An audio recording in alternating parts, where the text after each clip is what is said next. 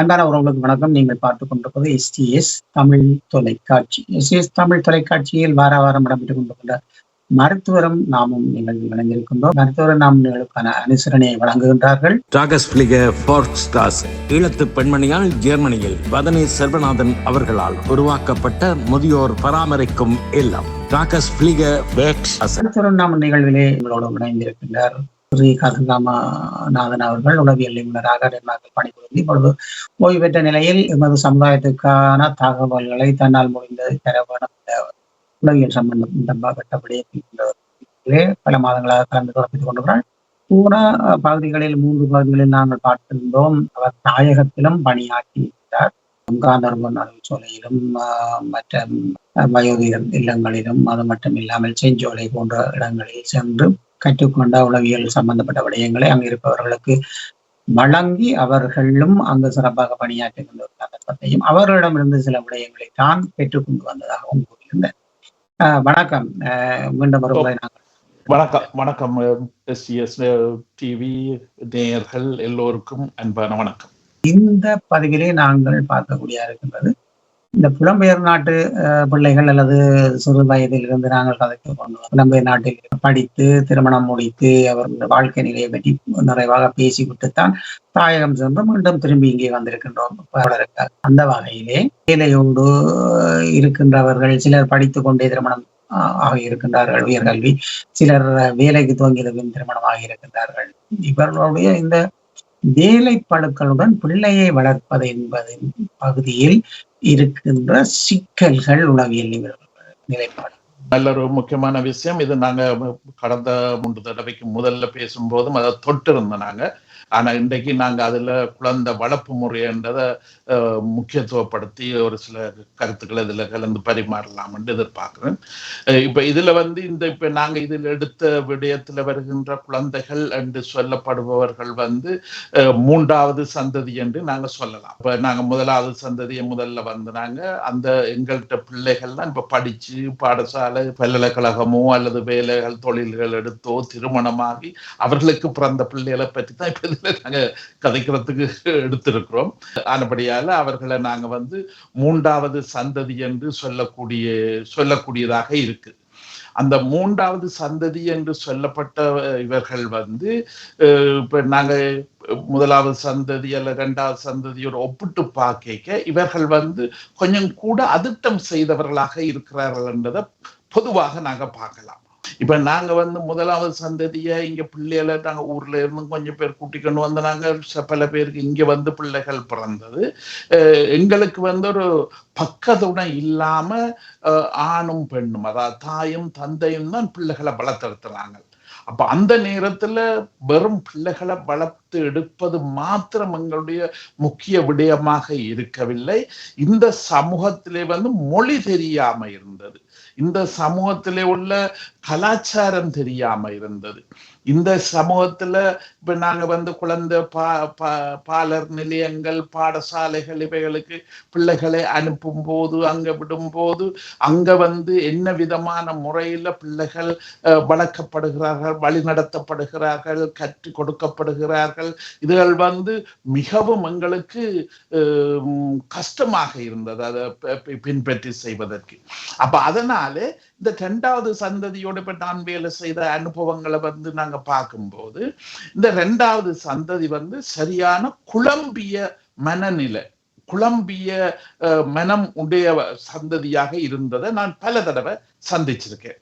ஏனென்று சொன்னா இப்ப அவர்களுக்கு நிதானமாக இதுதான் சரி இதுதான் பிள்ளை என்று சொல்லி கொடுக்கக்கூடிய அளவுக்கு பெற்றோர்களுடைய தகுதி தகமை இருக்கவில்லை. 2வது சந்ததி என்று சொன்னவர்கள் தாய் கலாச்சார விழுமியங்களை பின்பற்றுறதா, அந்த தாய் கலாச்சார விழுமியங்கள் தான் சரியா, அல்லது ஜெர்மனியோ பிரான்ஸோ லண்டனோ டென்மார்க்கோ இந்த நாடுகளிலே உள்ள கலாச்சார விழுமியங்கள், இந்த கல்வி பாடசாலையிலே சொல்லி கொடுக்கின்ற விடயங்கள் இவைகள் சரியா என்றது அந்த பிள்ளைகளுக்கு பெரிய கலக்கமாக இருந்தது. ஒரு கலாச்சாரம் என்றது தெளிவாக அவர்கள்ட்ட வச்சிருக்கக்கூடிய வாய்ப்பு குறைவாக இருந்தது.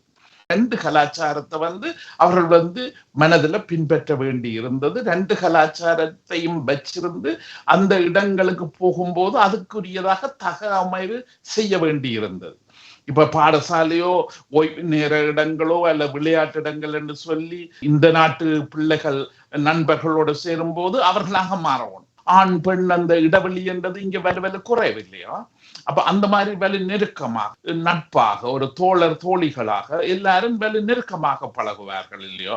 மேற்கல்வியலுக்கு வரும்போது இப்ப ஆல்கஹால் என்று சொல்றது அது அவர்களுக்கு ஒரு அவர்களுடைய சமூக நட்பு உறவு என்ற வட்டத்திலே அது இயற்கையாக இருந்தது, ஒரு பகுதியாக இருந்தது.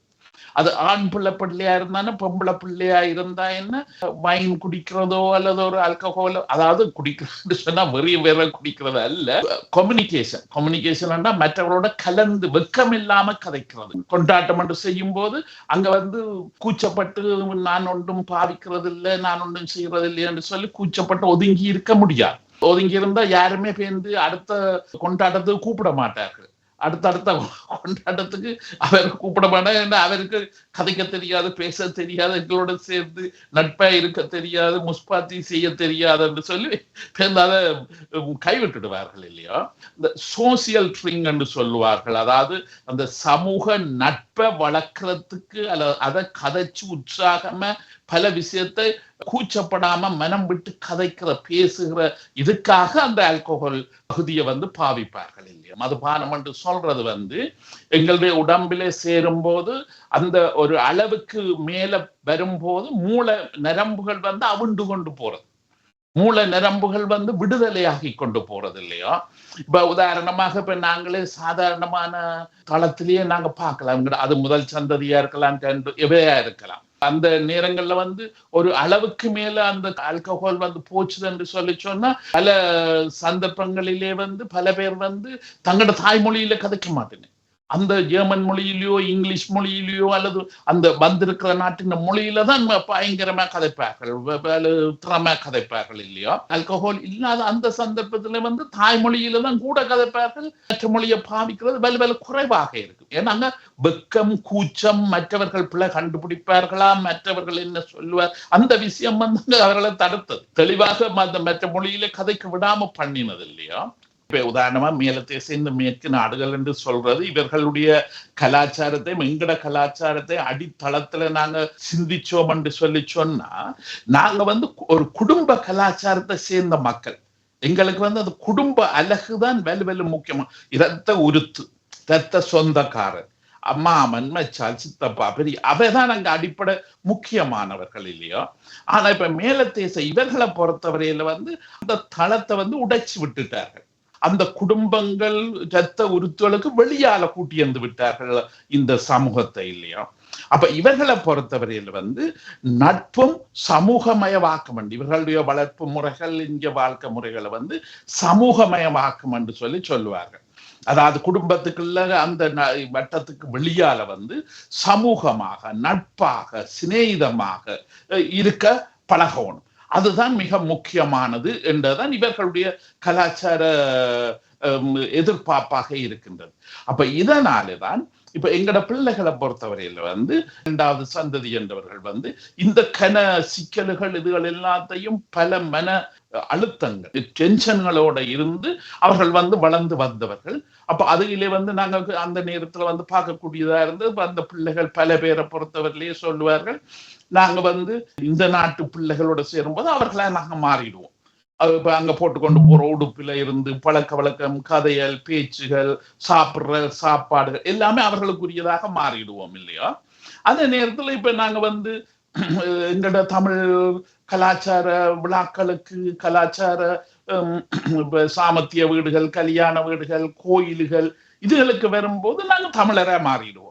தமிழ் உடுப்புல இருந்து, தமிழ் அணிகலன்கள் போடுறதுல இருந்து, தமிழ் சாப்பாடுகளை சாப்பிடுறதுல இருந்து, அப்படி தமிழ் இதுக்கு. அப்ப அதனாலதான் நான் முதல்ல சொன்னேன், அது ஈர் கலாச்சாரத்தை பிரதிநிதித்துவப்படுத்துறாங்கன்னா இந்த 2ஆம். ஆனா இந்த 2ஆம் சந்ததி இப்ப பெற்றோர்களாக வந்த பிறகு குடும்ப வாழ்க்கையில பிள்ளை வளர்ப்பு முறையில பெரிய மாற்றங்கள் நடந்து கொண்டிருக்கு. அது சடுதியான நல்ல அழகான மாற்றங்கள் இதுல வந்து நடந்து கொண்டிருக்கு. என்ன மாற்றம் என்று சொல்லி அதை குறிப்பாக சொல்லணுமா இருந்தால், இப்ப இந்த 2 கலாச்சாரத்தை பற்றியும் தேர்வுள்ள, தெரிவுள்ள, நல்ல விளக்கம் உள்ள, 2 மொழியிலையும் பாண்டித்தியம் உள்ள, 2 கலாச்சாரத்திலையும் எது சரி, எது பிழை, எது எடுக்க வேணும், எதை விட வேணும் என்று சொல்லி அந்த பரிசோதனைகள் செய்து அதுல வெற்றி கண்ட அப்படியான ஆக்கள் தான் இப்ப வந்து இந்த 2ஆம் சந்ததி பெற்றோராக இருக்கிறேன். அப்ப இந்த சந்ததிக்கு பிள்ளைகள் கிடைக்கும் போது அல்ல பிள்ளைகள் வரும்போது அவர்களுக்கு தெளிவாக வழிகாட்டக்கூடியதாக இருக்கின்றது. அப்ப இந்த 3ஆம் சந்ததி இந்த குழந்தை பிள்ளைகள் வந்து அவர்கள்ட்ட வளர்ந்து வரும்போது அவர்கள் வந்து ஒரு திடகாத்திரமான முறையில் அந்த பிள்ளைகள் மன உளவியல் தளத்தை பொறுத்தவரையில் வந்து ஒரு திடகாத்திரமான முறையில் அந்த பிள்ளைகள் வளரக்கூடிய அளவுக்கு அவர்கள் வந்து வளர்த்து கொடுத்து கொண்டிருக்கின்றார்கள். ஏண்டா இப்ப இதுல வந்து இன்னும் ஒரு நல்ல நன்மையான விஷயம் உண்டு. இந்த 3வது சந்ததி வளர்க்கும் போது நடக்கிறது என்னன்னு சொல்லி சொன்னா, பெற்றோர்கள் 2ஆம் சந்ததியின் அப்பா அம்மா என்று சொல்லி அவர்கள் இங்கே இருக்கிறார்கள் இல்லையோ, அவர்கள் வந்து பாட்டன் பாட்டியாக தாத்தா பாட்டியாக இங்கே இருக்கிறார்கள், பேரனாக இருக்கிறார்கள் இல்லையோ, அவர்கள் வந்து தாய் தகப்பனுக்கு வந்து ஒரு உதவியான ஆட்களாக, இப்ப உதாரணமாக பாலர் பாடசாலையில அந்த பெடகோன்னு சொல்ற அந்த வளர்ப்பு தாய்மார், வளர்ப்பு இவர்கள் வீட்டுல வந்து இருக்கிறார்கள் இல்லையோ. அப்ப அது இது ஒரு பின்னாம்பு. இந்த சின்ன பிள்ளைகளுக்கு அவையிட்ட போய் பழைய கதை கேட்கறது, பழைய கதை கேட்டு சந்தோஷமா இருக்கிறது. இப்ப நித்திர கொள்ளும் போதோ அல்ல அப்பா அம்மா வேலைக்கு போய் வீட்டுல ஆக்கள் இல்லாத நேரத்துல இவர்கள்ட்ட இருந்து மழலையில கதைக்கிறதோ பேசுறதோ. அப்ப இந்த விதமாக அந்த வீட்டிலேயே ஒரு வெற்றிடம் இல்லாம யாரோ ஒரு நாள் அங்க இருக்கிற. அப்ப இந்த சந்தர்ப்பத்திலே இந்த பாட்டன் பாட்டி என்று சொல்லப்படுற இந்த 1வது சந்ததிகளுக்கும் ஒரு வாய்ப்பு கிடைக்குது. அவர்களுக்கு ஒரு பெரிய வாய்ப்பு கிடைக்குது என்று சொல்லி சொன்னா, தங்களுடைய உண்மையான வயது அனுபவங்களை, தங்களுடைய சொந்த அனுபவங்களை 3வது சந்ததி இந்த தங்களோட பேர பிள்ளைகளுக்கு வந்து ஒரு கதைகளாக, முஸ்பாத்தியாக, சின்ன வயதுல தாங்கள் படிச்ச சிறு கதைகள், கம்பராமாயணமோ பாரதம், இப்படி பலவிதமான முறையில் அவர்கள் வந்து வளர்ந்து வந்திருக்கிறார்கள் இல்லையோ, அவைகள் எல்லாத்தையும் இந்த பிள்ளைகளுக்கு சொல்லிக் கொடுக்கக்கூடிய வாய்ப்புக்கு இங்க நிறைய சந்தர்ப்பம் கிடைக்கும். ஏனென்று சொன்னா அந்த அவர்களுடைய சொந்த பிள்ளைகளுக்கு 2ஆம் சந்ததிக்கு வந்து சொல்லிக் கொடுக்கக்கூடிய வாய்ப்பு கிடைக்கல இவைக்கு.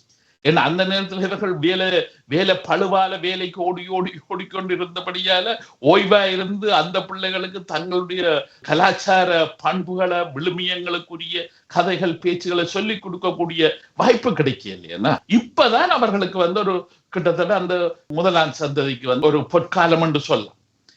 உதாரணமாக எங்கட ஊர்ல எங்கட குடும்ப வளர்ப்பு முறையில, குடும்ப கலாச்சார முறையில வந்து தாத்தா பாட்டன் பாட்டி என்று சொல்லப்பட்ட இவர்கள்தான் ஒரு பிள்ளைகள் வந்து முழுமையா வளர்வதற்கு முக்கியமானவர்கள். சொந்த தாதகப்பனுக்கு நேரம் இல்லை, அவர்கள் வேலைக்கு போகணும், காசு உழைக்கணும், வீட்டு வேலை பார்க்கணும், அதுகள் அவர்கள் வந்து பிஸியாக இருப்பார்கள் இல்லையா.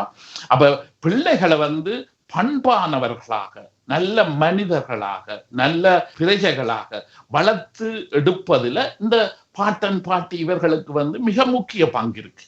அப்ப அந்த பங்கு வந்து இங்க கொடுக்கக்கூடிய அளவுக்கு இந்த 1வது சந்ததிக்கு வந்து இப்ப இதுக்குள்ள நல்ல வாய்ப்பு கிடைச்சிருக்கு.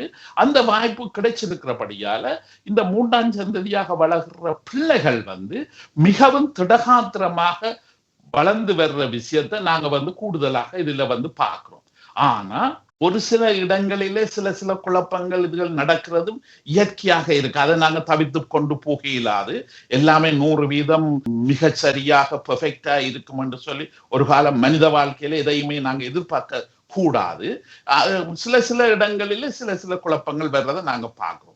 இப்ப உதாரணமா இந்த தொழில்கள்ல நாங்கள் அவதானிச்சு பார்த்தது என்னன்னு சொல்லி சொன்னா, தாய் தகப்பன் என்று சொல்லி இப்ப இங்க வெளிநாட்டுக்கு வந்து குழந்தை பெற்று இங்க வளர்த்திருப்பார்கள்.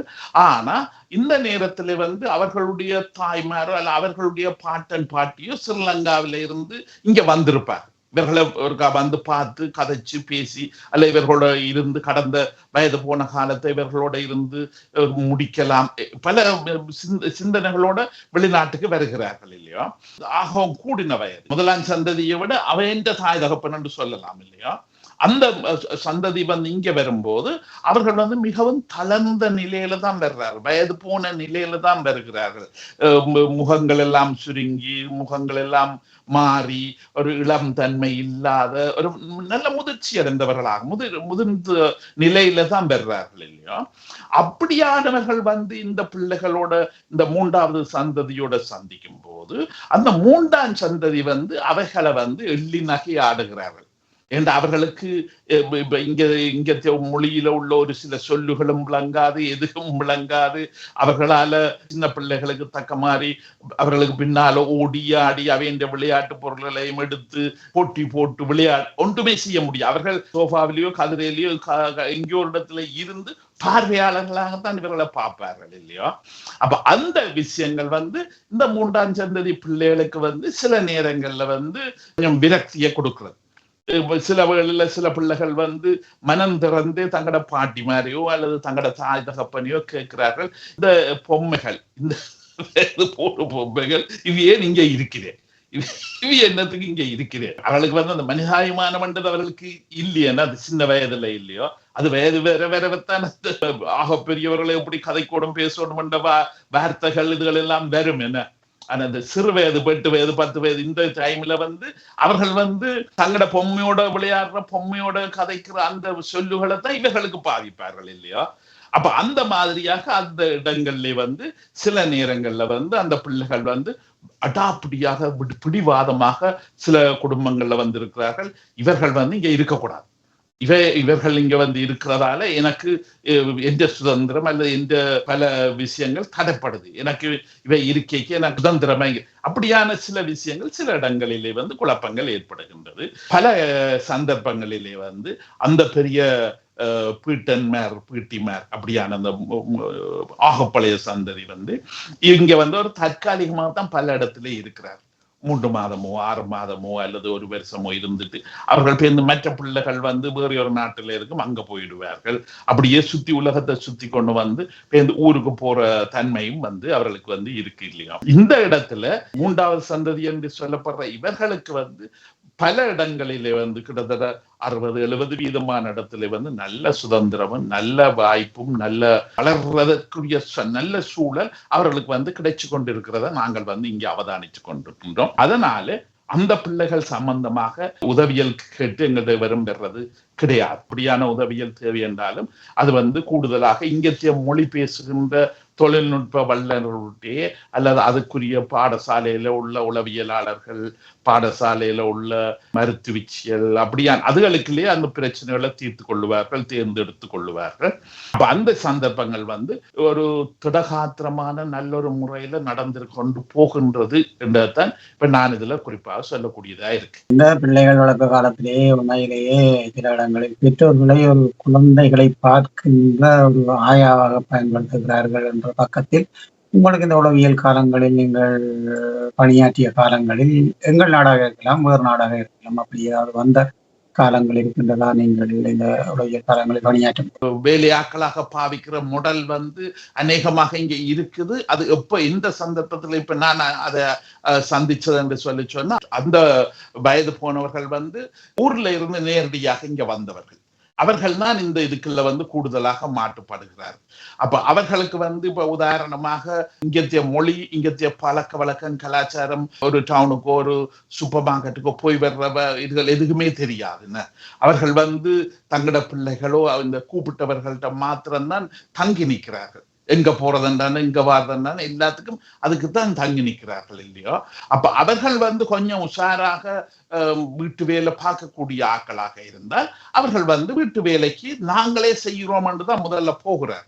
நான் சமைச்சு வைக்கிறேன், நான் இதெல்லாம் செய்து வைக்கிறேன், பாத்திரங்களை கழுவி வைக்கிறேன், நீங்கள் ஒன்றும் இதுல நினைக்கிற வேண்டாம், நான் வீட்டுல ஒரு வேலை பிராக்கு இல்லாம இருக்கிறபடியால என்னாலே செய்ய முடியும் என்று சொல்லித்தான் முதல்ல வந்து செய்து ஆரம்பித்து கொண்டு போகிறார்கள். ஆனா இப்ப நாள் போக அவர்களுக்கு வந்து வயதும் போய் உடல்நிலைகள் இதுகள் எல்லாம் சௌக்கியங்கள் குறைஞ்சு கொண்டு போகும்போது அங்க வந்து சிக்கல்கள் வேற ஏற்பாடுகள் வேற பார்க்கறது இல்லையோ. அப்ப அந்த இடத்துல அவர்கள் வந்து மர சொற்கள் பாவிக்கப்படுகிறது, ஆயாவாக பாவிக்கிற தன்மை இருக்கு என்று சொல்லி அப்படி கடும் சொற்கள்ல அதுகள் வந்து பாவிக்கப்படுறது வர்றதை நாங்க பாக்குறோம். ஆனா இப்ப சில இடங்கள்ல இப்ப நான் இப்ப சில குடும்பங்களோட வேலை செய்ய இப்ப 3-4 பிள்ளைகள் இருப்பார்கள் இல்லையோ. அப்ப அந்த 4 பிள்ளைகள் இருந்தால் இப்ப இங்கத்திய அரசாங்க சட்டங்களின்படி ஒவ்வொரு பிள்ளைக்கும் ஒவ்வொரு அறை வேணும். அப்ப இந்த வயது வந்தவர்களும் தாய் தகப்பன் பிள்ளைகள் எல்லாம் இருந்தா அங்க 8 பேர் வருகிறார்கள் இல்லையோ. 7-8 பேர் அங்க வீட்டுல இருக்கக்கூடிய வாய்ப்புக்கு இருக்கு, அந்த தேவை வருது இல்லையோ. அப்ப அந்த 7-8 பேருக்கு அங்க இடம் இருக்காது. என்ன இங்கத்தே இவங்கட கட்டின திட்டத்துல மேக்சிமம் 6 பேர் 5 பேர் அவ்வளவுக்கு அறையால் சில 2 பேர் ஒரு அறைய பாவிச்சு பயந்து அப்படி செய்யக்கூடிய. ஆனா பெரிய அளவில் இங்க அது இல்லை. அப்ப அந்த சந்தர்ப்பங்கள்ல சில பிரச்சனைகள் வரும்போது சில வயது போன அந்த ஊர்ல இருந்து வந்தவர்களும் அவர்கள் கூடுதலாக அந்த கணவனுடைய பெற்றோரும் வர பார்க்கிறார்கள், அல்லது மனைவியினுடைய பெற்றோரும் இங்க வர பார்க்கிறார்கள் இல்லையோ. இப்ப கூடுதலாக நான் சந்திச்ச நேரத்துல அந்த பெண்களினுடைய பெற்றோர் வர்றதான் இங்க கூடுதலாக இருக்கு. அந்த பொம்பளை பிள்ளைகள் பெற்றோர்கள் இங்க இருக்கும்போது சில அசம்பாவிதங்கள் நடக்கிறத நாங்கள் இங்க வந்த பெற்றோர்கள் இந்த தங்களுடைய பொம்பளை பிள்ளைய கூடுதலாக அவர்கள் எதிர்பார்க்கிறார்கள். இந்த தங்களுடைய மகள் ஒரு பொன்முட்டை போடுற வாத்து, அவர்கிட்ட நல்ல பொருளாதாரம் எல்லாமே இருக்கு, தாராளமா இருக்கு இல்லையோ. அப்ப இது ஒரு பொன்முட்டை போடுற வாத்தென்ற மாதிரியாக சில சந்தர்ப்பத்தில் அவர்கள் சிந்திச்சு அவர்கள் இவகிட்ட இருந்து அந்த சில பொருளாதாரங்களை இதுகளை பெற்று இவையும் கணவன்கிட்ட இருந்து பொருளாதார சேமிப்புகள் இதுகள்ல கூட அவர்கள் 2 பேரையும் சில வேளையில பிரிக்கிற தன்மைகளும் அதுக்குள்ள உருவாகிறது இல்லையோ. அப்ப அந்த பிரிக்கிற தன்மைகள் இதுகள் வரும்போதுதான் இது ஒரு எதிர்மறை தன்மையாக அந்த குடும்ப சூழல் மாறுவது. அப்ப அந்த குடும்ப சூழல்கள் அப்படி மாறும்போது இப்ப சில இடங்கள்ல நான் போய் வேலை செய்ய அந்த நேரத்துல இங்க உள்ள உள்ளூர் அரசாங்கங்கள், அந்த குடும்பத்துக்கு பொறுப்பான உள்ளூர் அரசாங்கங்கள் அவர்களோட சேர்ந்து வேலை செய்யும் போது இந்த வயது இவர்களுக்கு அவர்களுடைய பிள்ளைகள் இருக்கிற இந்த வீட்டில இருந்து அடுத்த பிளாட்ஸ்ல கிட்டத்தட்ட ஒரு 50 மீட்டர் அதாவது 100 மீட்டர் அல்ல 200 மீட்டர் தூரத்துல அவர்களுக்கு தனி அறை எடுத்து கொடுக்கிறது. அது அந்த உள்ளூர் அரசாங்கங்களே அநேகமாக அதுக்கு நல்ல உதவியாக இருந்து அதை எடுத்து கொடுக்கிறார்கள் இல்லையோ.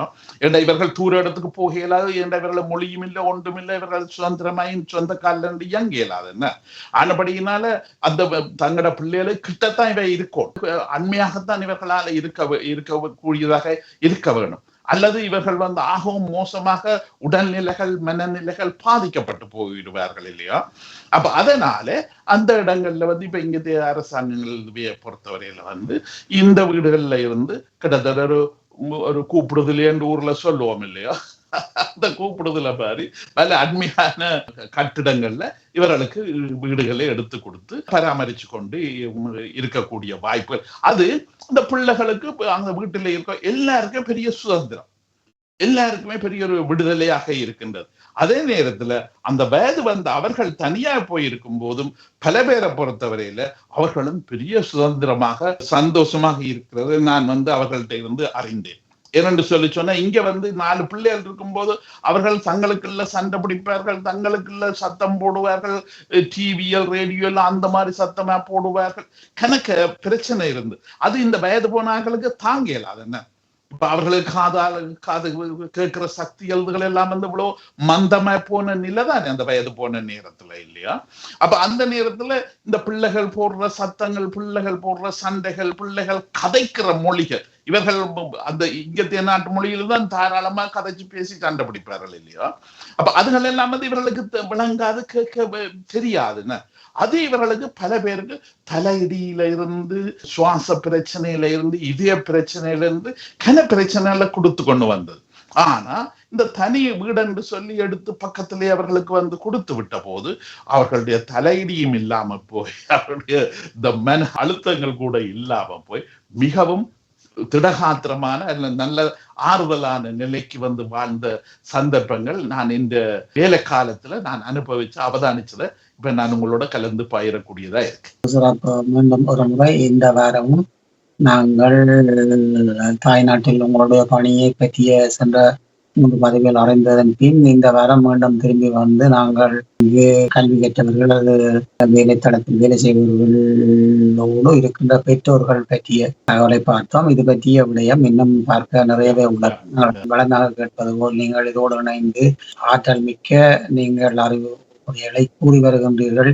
உங்களுடைய பணி காலங்களில் நீங்கள் பெற்ற அனுபவங்களை எல்லாம் உங்கள் மக்களுக்கு கூறி வருகின்றீர்கள். இதை பற்றிய உங்களுடைய மனோநிலை எவ்வளவு இருக்கிறது? நீங்க கேட்ட அருமையான ஒரு விஷயம். என்னுடைய மனநிலை என்னன்னு சொன்னா, இப்ப நாங்க வந்து ஓய்வு எடுத்துட்டு இருக்கிறோம். ஓய்வு எடுத்துட்டு இருக்கும் போது இப்ப எங்கட மனதிலே வந்து நிறைய அனுபவங்கள், நிறைய கருத்துக்கள், நிறைய நாங்கள் அந்த வேலையில இருந்து பெற்ற உள்ளொளியல் கருத்துக்கள் என்று கணக்கே இருக்கு. இப்ப நாங்க வந்து அழுத்தத்தோட தான் முன்ன வேலை செய்து கொண்டிருந்தோம் நாங்க.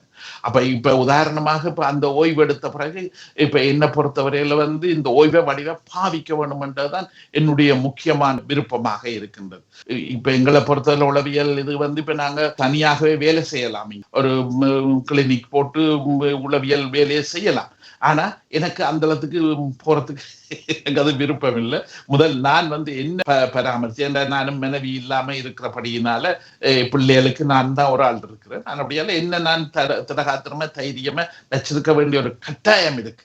இதனால நான் என்ன வச்சேன். ஆனா இப்ப நீங்க கேட்ட கேள்வி மாதிரி என்னுடைய மனதுல தாராளமா நிறைய அனுபவங்கள், நிறைய கல்வி. ஏன்னா இப்ப நாங்க வந்து முதலாவது சந்ததி உளவியலாளர்களாக இருக்கிறபடியினாலே நாங்க வந்து அந்த எங்கட ஊர் விழுமியங்கள் கலாச்சார விதிகளையும் இங்கத்திய விழுமியங்கள் கலாச்சாரத்தையும் இணைச்சு எடுத்து வேலை செய்த நாங்கள். இப்ப அரசாங்கத்தின் இன்டகிரேஷன், இணைவாக்கம் என்று சொல்றதுல வந்து இங்கத்திய சட்டங்கள் என்ன சொல்லுது, எங்கட கலாச்சாரத்தை 100% நீங்க பின்பற்ற வேண்டும் என்று இல்லை. நீங்க அப்படி செய்யக்கூடாது. நீங்க வந்து உங்களோட தாய் கலாச்சாரத்தில இருந்து தேவையானதுகளை எடுத்து வச்சு, எங்கட கலாச்சாரத்திலையும் உங்களுக்கு பிடிச்ச விஷயங்களை எடுத்து வச்சு ரெண்டையும் இணைச்சு செயல்படுறதான் உங்களுக்கு அடிப்படையாக சட்டப்படி தேவையான விஷயம். ஆனபடியால் அதான் அந்த விஷயங்கள்ல நாங்கள் கொஞ்சம் கூட அனுபவம் பெற்று எங்களோட வச்சிருக்கோம். ஆனா இப்ப உதாரணமா இப்ப 3ஆம் சந்தை 4ஆம் சந்தை வரும்போது அவர்களுக்கு இந்த விஷயம் தேவையில்லை. ஆனா என்னதான் இருந்தாலும் நாங்க ஈழத்தமிழர் என்று சொல்றவர்கள் வந்து எங்கட வேற மறக்க கூடாது, எங்கட வேற அழிய விடக்கூடாது. அடுத்தடுத்த சந்தை 6 சந்ததி 8 சந்ததி 10 எந்த அளவு சந்ததி கொண்டு போக இயலுமோ அவ்வளவு கொண்டு போக வேண்டிய ஒரு தேவை இருக்கு. அந்த தேவையை இது எதன் ஒரு சிறு பகுதியாவது நிவர்த்தி செய்யுது என்று சொன்னா எனக்கு பெரிய ஆறுதலாக இருக்கு. நல்ல சிறப்பாக நீங்கள் கலந்து கொண்டு பல மாதங்களாக எங்களோடு தகவல்களை தந்து கொண்டிருக்கிறீர்கள். அந்த வகையிலே இன்றும் இணைந்து கொண்டு மீண்டும் ஒரு முறை தகவல்களை தந்தமையிட்டு நன்றிகளை கூறிக்கொண்டு, உங்களை இணைத்து தந்த சர்க்குணம் ஐயாவுக்கும் நன்றிகளை கூறிக்கொண்டு மீண்டும் அடுத்த மருத்துவரும் நாம் நிகழ்விலே சந்திப்போம். நன்றி, வணக்கம். நன்றி, வணக்கம். நல்லது உறவுகளே, இதுவரை மருத்துவ நாம் நிகழ்வு பார்த்திருந்தோம். மருத்துவ நாம் நிகழ்வுக்கான அனுசரணை வழங்கி இருந்தவர்கள் ஈழத்து பெண்மணியால் ஜெர்மனியில் வதனி செல்வநாதன் அவர்களால் உருவாக்கப்பட்ட முதியோர் பராமரிக்கும் இல்லம். நல்லது, அடுத்த மருத்துவ நாம் நிகழ்வோடு இணைந்து கொள்ளும் வரை உங்களிடம் விடைபெற்றுக் கொண்டோம். நன்றி, வணக்கம்.